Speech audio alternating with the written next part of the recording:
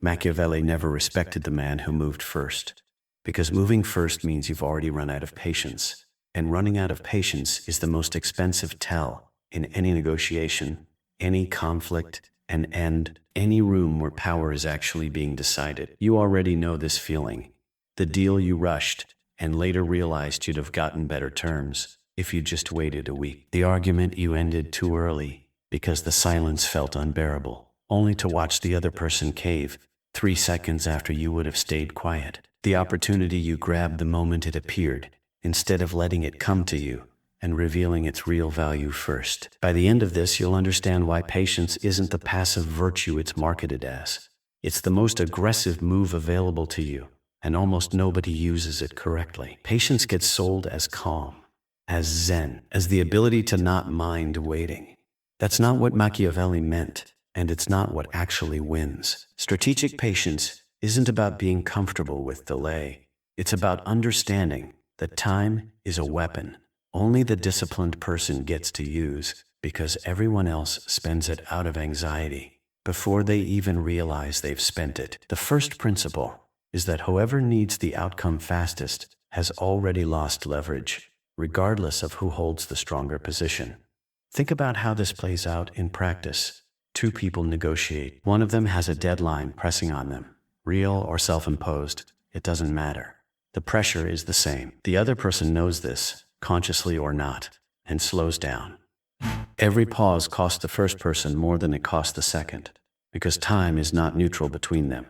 It's asymmetric. This is why Machiavelli's princes rarely revealed urgency, even when they felt it, because urgency, once visible, transfers power to whoever can afford to wait longer. The moment the room knows you need something now, the price of that thing goes up, and the terms shift against you, often without a single word being said about it. The second principle is that most conflicts resolve themselves if you refuse to be the one who ends them. This one is counterintuitive, because every instinct in an uncomfortable moment screams to resolve it.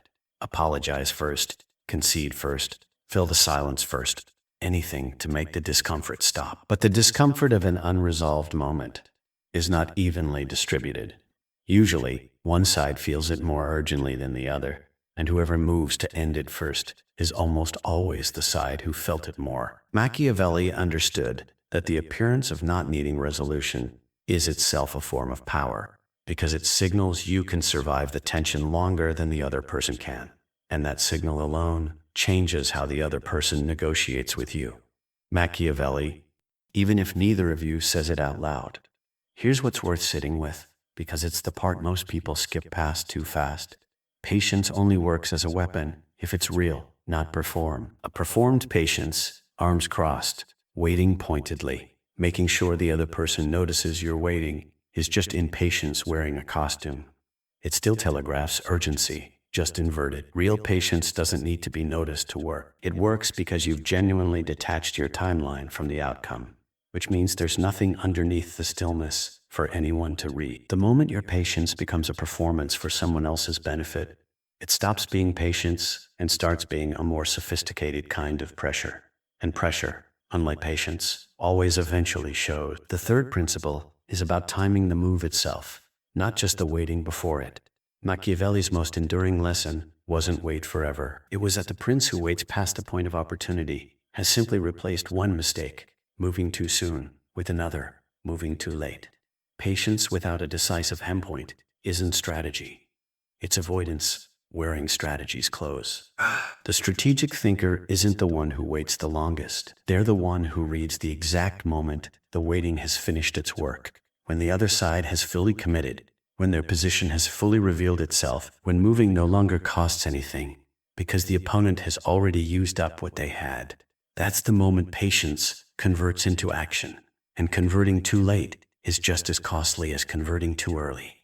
The skill isn't endurance, it's timing. This is why patience and passivity get confused so often, and why that confusion costs people so much.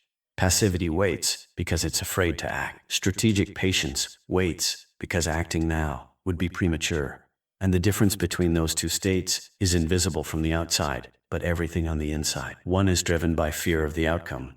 The other is driven by respect for timing. If you can't tell which one you're doing, Ask yourself a simple question.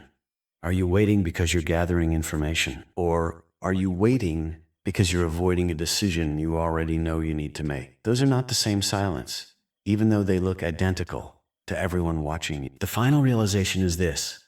Every time you move too fast, it wasn't because the moment demanded speed.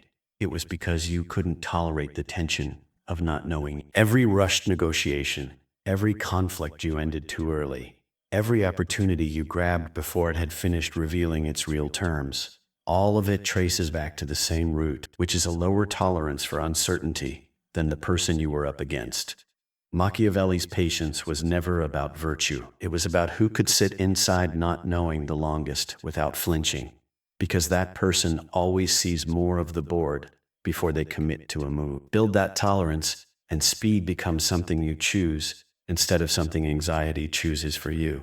If this changed how you think about waiting, timing, or what it actually costs to move first, that's exactly the point. If you want to see what happens when patience meets someone actively trying to force your hand, comment your thoughts.